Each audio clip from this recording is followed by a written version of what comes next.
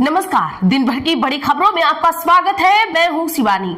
आज की खबरों में बात होगी 50 से ज्यादा एमएलए आए साथ, बना ली खुद की तृणमूल, सदन में रखी ऐसी मांग, शाह के उड़े होश की, और नहीं मानने वाले अन्नामलाई, शाह और नितिन से मुलाकात के ठीक बाद बड़ा ऐलान की।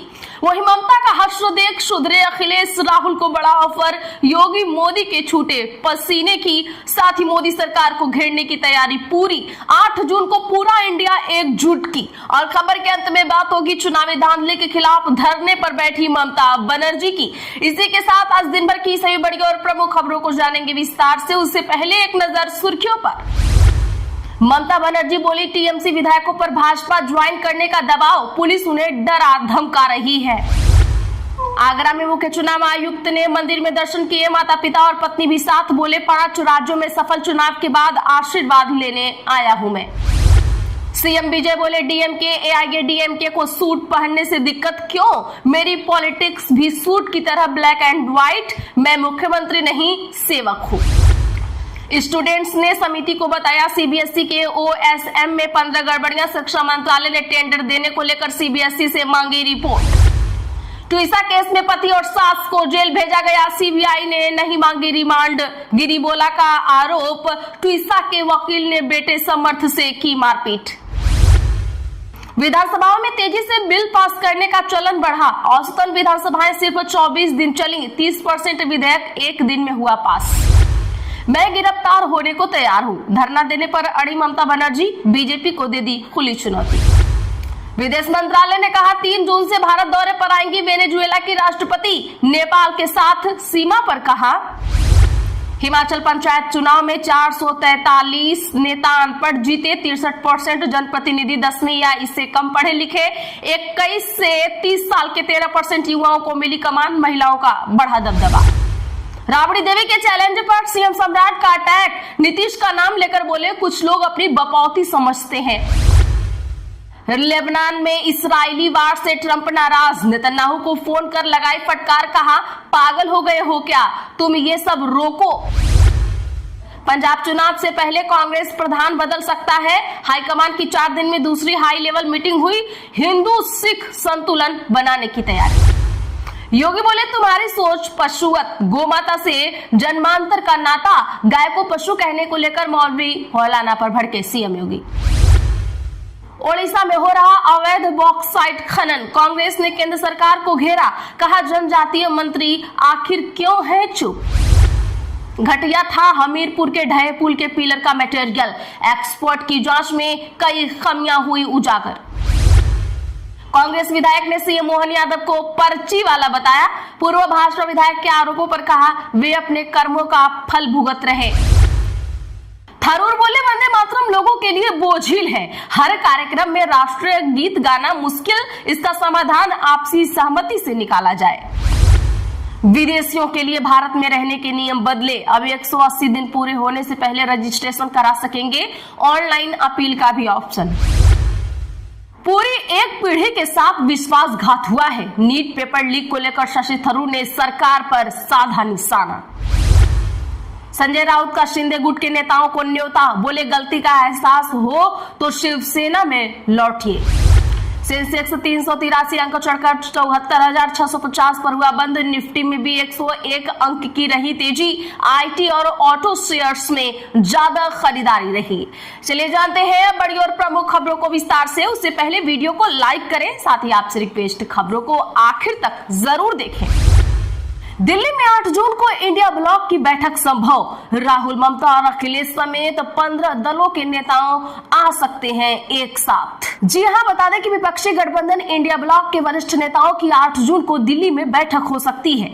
न्यूज एजेंसी पीटीआई से जुड़े सूत्रों के मुताबिक बैठक में पश्चिम बंगाल की पूर्व मुख्यमंत्री ममता बनर्जी, शिवसेना प्रमुख के उद्धव ठाकरे, समाजवादी पार्टी के अध्यक्ष अखिलेश यादव और कांग्रेस नेता राहुल गांधी शामिल हो सकते हैं।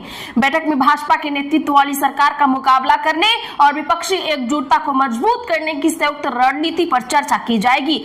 आपको बता दूं कि हाल ही में हुए विधानसभा चुनावों में और कई राज्यों में बदलते राजनीतिक समीकरणों पर भी बातचीत संभव है। रिपोर्ट्स के मुताबिक तमिलनाडु में कांग्रेस के टीवीके को समर्थन देने के बाद डीएमके के इस बैठक में शामिल होने की संभावना बिल्कुल भी नहीं है। हालांकि टीवीके को इस बैठक में शामिल करवाने की कोशिश की जा रही है। आम आदमी पार्टी ने पहले ही सार्वजनिक रूप से इस गठबंधन से दूरी बना ली थी, इसीलिए पार्टी इस बैठक में शामिल नहीं होगी। इस बैठक में ममता बनर्जी द्वारा बंगाल में टीएमसी नेताओं पर हुए कथित वार का मुद्दा उठाने और इंडिया ब्लॉक के दलों का समर्थन जुटाने की उम्मीद जताई जा रही है। बंगाल में चुनावी बवाल और धांधली को लेकर ममता बनर्जी का धरना, पुलिस से परमिशन नहीं मिली तो दूसरी जगह बैठी। जी हां दोस्तों, बता दें कि तृणमूल कांग्रेस की प्रमुख ममता बनर्जी आज सेंट्रल कोलकाता में अपना दिन भर का धरना दिए हैं। ये धरना उनके भतीजे और सांसद अभिषेक बनर्जी पर हुए वार, चुनाव के बाद बवाल और फेरी वालों को हटाने के विरोध में हो रहा है। कोलकाता पुलिस से परमिशन न मिलने के कारण आखिरी वक्त में मेन्यू बदल दिया गया। कोलकाता पुलिस से रानी रश्मोनी रोड पर विरोध प्रदर्शन की परमिशन नहीं मिलने के बाद ममता एस्प्लेनेड यानी धर्मतला के वाई चैनल बस स्टॉप पर धरना देने पहुंची। ममता के साथ कल्याण बनर्जी, डोला सेन और कुणाल घोष भी रहे। प्रदर्शन शुरू करने से पहले बनर्जी ने रेड रोड पर डॉक्टर बी.आर. अम्बेडकर की प्रतिमा पर श्रद्धांजलि अर्पित की। इस दौरान भारत के संविधान पर आधारित एक किताब हाथ में लिए हुए भी उनको देखा गया। अन्नामलाई ने गृह मंत्री अमित शाह से की मुलाकात, दावा बीजेपी से सम्मानजनक विदाई चाहते हैं। तमिलनाडु बीजेपी के पूर्व प्रदेश अध्यक्ष के अन्नामलाई ने आज दिल्ली में गृह मंत्री अमित शाह से मुलाकात की। इससे पहले उन्होंने सुबह बीजेपी अध्यक्ष नितिन नवीन और राष्ट्रीय महासचिव बीएल संतोष से भी मुलाकात की थी। उनके बीजेपी छोड़ने की चर्चा तेज है। सूत्रों के मुताबिक अन्नामलाई भाजपा से बिना टकराव वाली सम्मानजनक विदाई चाहते हैं। इसके बाद वे तमिलनाडु में राष्ट्रवादी तमिल दर्शन आधारित गैर राजनीतिक आंदोलन शुरू करेंगे, जिसे जन संभावनाओं के आधार पर बाद में राजनीतिक दल में बदला जा सकता है। अन्नामलाई 7 जून को अपने कोर समर्थकों के साथ बैठक करेंगे। इसके बाद आगे की रणनीति का ऐलान कर सकते हैं। युवा वोट बैंक में उनकी पकड़ को देखते हुए उनके अगले कदम पर राजनीतिक दलों की नजर है। चर्चा ये भी है कि आरएसएस चाहता है कि अन्नामलाई सार्वजनिक जीवन में सक्रिय बने रहें।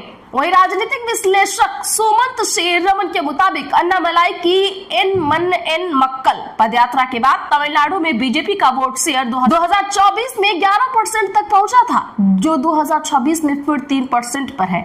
ऐसे में उनके अगले राजनीतिक कदम को राज्य की राजनीति के लिए अहम माना जा रहा है।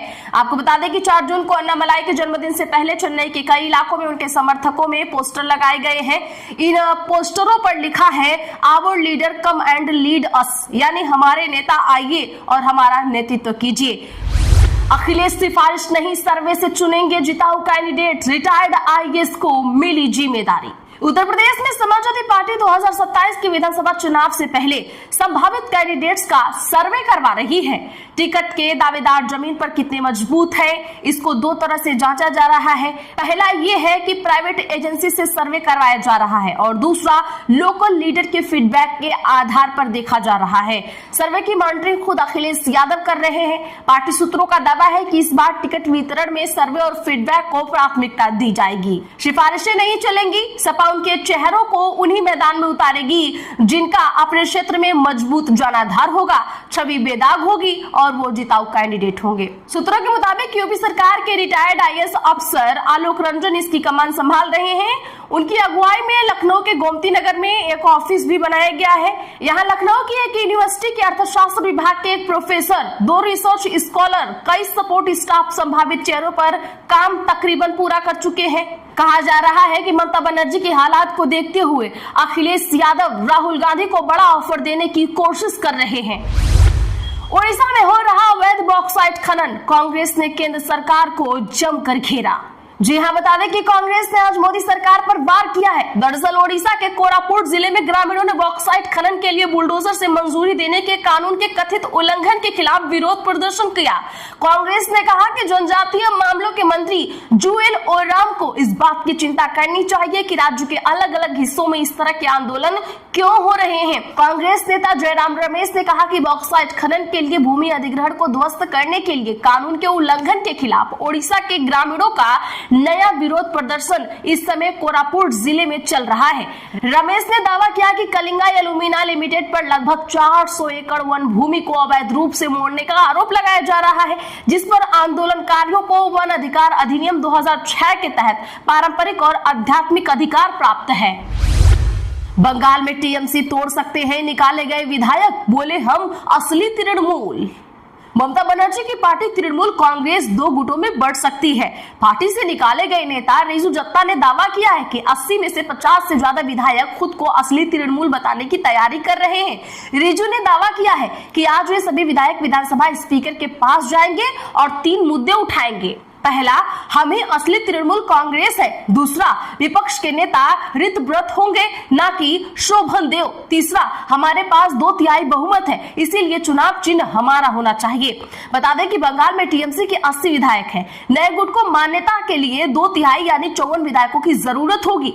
इससे कम विधायकों पर स्पीकर नए गुट को मान्यता नहीं देंगे। इधर बीते दिन को टीएमसी से निकाले गए 2 विधायकों संदीपन साहा और ऋतव्रत बनर्जी ने कोलकाता के एमएलए हॉस्टल में टीएमसी के कई विधायकों के साथ मीटिंग की। इसमें ममता के कई खास विधायक भी शामिल हुए। वहीं टीएमसी के शोभन देव चट्टोपाध्याय ने कहा कि पार्टी के ज्यादातर विधायक दल बदल की अटकलों के बावजूद पूर्व मुख्यमंत्री ममता बनर्जी के साथ ही रहेंगे और टीएमसी के पुराने नेता संगठन पर अपना नियंत्रण बनाए रखेंगे।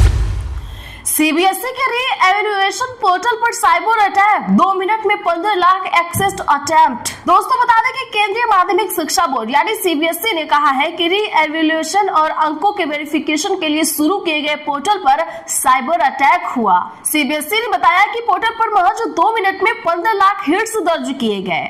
सिस्टम में मौजूदा फाइलों तक बिना अनुमति पहुंचने के लिए 1 लाख से ज्यादा कोशिशें की गई। वहीं सीबीएसई की ऑन स्क्रीन मार्किंग प्रणाली से प्रभावित 12वीं के छात्र सार्थक सिद्धांत को, जिसे बीजेपी वाले पाकिस्तानी देशद्रोही और सौरभ समर्थित करार दे रहे थे, उन्हें आज संसद की अस्थायी समिति के सामने वो पेश हुए। उन्होंने ओएसएम प्रणाली के लागू होने और इसके टेंडर प्रक्रिया में कथित अनियमितताओं को लेकर अपनी बात रखी। सूत्रों के मुताबिक संसद भवन में शिक्षा, महिला, बाल, युवा और खेल मामलों की संसदीय अस्थायी समिति की बैठक में सार्थक सिद्धांत ने अपने निष्कर्ष पेश किए। उन्होंने कहा, मेरे ब्लॉग के अनुसार कम से कम 15 विसंगतियां हैं। मैं उनमें से 3 या 4 प्रमुख बिंदुओं को समिति के सामने रखना चाहता हूं। तो दोस्तों, इस छात्र के समर्थन में 1 लाइक तो बनता ही है। वीडियो को लाइक करें, इसे ज्यादा से ज्यादा लोगों में शेयर करें, चैनल को सब्सक्राइब करें और बगल में घंटी के निशान को जरूर दबा लें।